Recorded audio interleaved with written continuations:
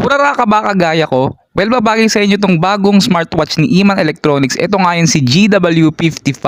Well, hindi lang siya pang forma guys, pang baragan pa. At syempre guys, kompletong-kompleto na rin to ng features kagaya ng health monitoring, outdoor or indoor sports mode, meron na rin siyang GPS, pwede mo rin siyang gamitin pong phone call, makaka-receive ka ng messages at meron din siyang games at syempre hindi rin mawawala yung calculator at napakarami pang features sa smartwatch na to na talagang halos lahat kompletong-kompleto na. Meron na rin tong IP68 waterproof resistant kaya kahit isama nyo pa to sa pag-swimming nyo, accidentally mahulog sa tubig, goods na goods yan, hindi masisira yan. Dust resistance na rin siya guys at meron din siyang metal shell explosion proof. Ay lahat nata ng proofing nasa smartwatch na to.